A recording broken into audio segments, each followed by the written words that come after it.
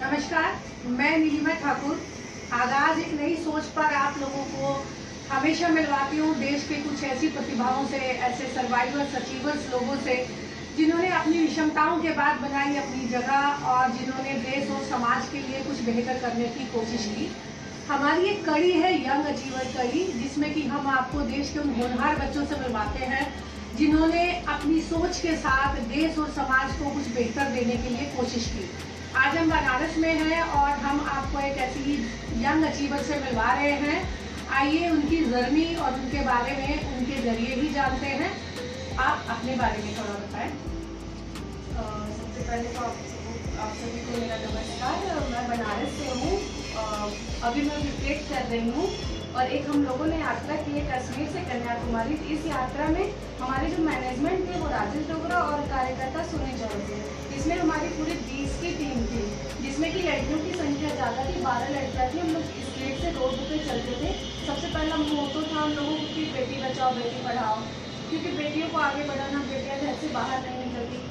और ये जो हम लोग यात्रा किए थे कश्मीर से कन्याकुमारी, इसमें हम लोग पूरे 15 स्टेट कवर किए थे।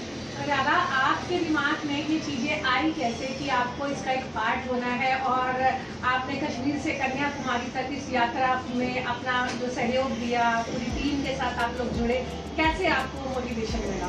पहले जब हमारी मैम हमसे पूछी सोनी चौरसिया, तो हमें तो बहुत खुशी हुई कि ऐसी जगह में काफ़ी अचीवमेंट मिलेगा, बहुत ऊपर जाएगी। और कुछ तो घर वालों का भी था कि मतलब 3 महीने 90 दिन कुछ कहलाता है घर से बाहर रोड पे हाईवे पे चलना।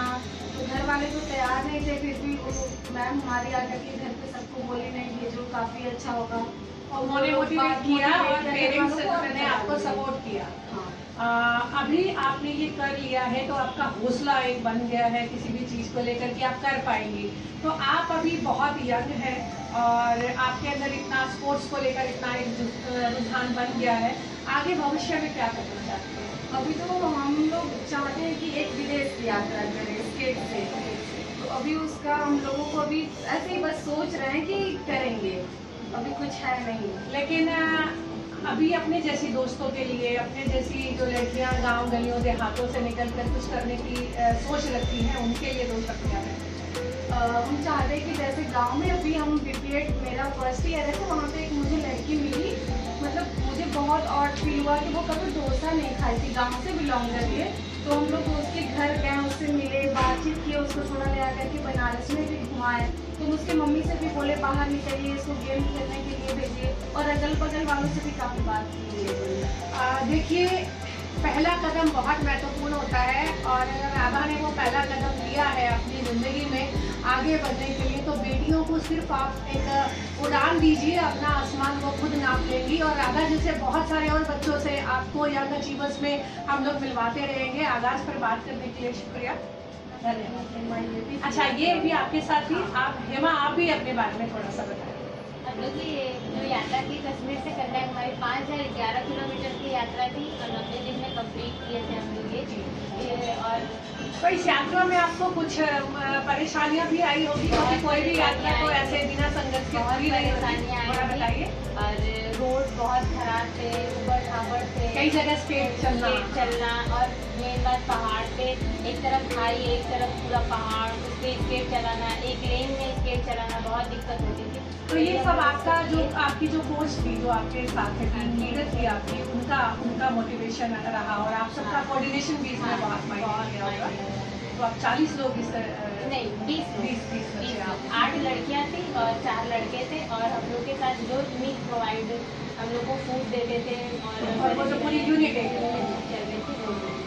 तो अब आप ये बताएं कि आगे क्या आपका है? जैसे उसने बताया कि वो तो चाहती थी कुछ ऐसे लोगों के साथ यही चाहते हैं कि एक हम लोग विदेश यात्रा करें और सबको बताएं कि जो कि बेटियां कुछ कर सकती हैं, बिल्कुल आगे बढ़ सकती हैं। हमें इस यात्रा में ये भी था जैसे कि कोई गिर गया, चोट काफ़ी लग जाती थी, तो ऐसा नहीं होता था कि अरे वो गिर गई अब नहीं कर पाए, ऐसा नहीं होता था। उसके गिरते ही उसका मतलब हम लोग उसको बर्थडे विश करते थे, रात को उसके साथ बहुत इंजॉय करते थे कि 2 दिन में तुम सही होकर हील हो जाए और उसको लगे कि ये सब लोग मेरी टीम है और टीम स्पिरिट के साथ आप लोग सब करेंगे। बहुत सुंदर बात है।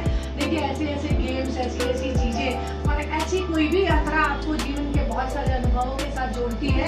जो बच्चे इतनी कठिन चीज़ों से निकल कर आए हैं, वो जनरली आप समझ सकते हैं कि उनका विल पावर, उनकी अपनी मोटिवेशन कितनी रही होगी और वो कितने और लोगों को मोटिवेट करेंगे। आगाज पर कुछ और अच्छे प्रतिभाओं से आपको रूबरू कराएंगे और जल्द मिलेंगे आपको अगली कड़ी।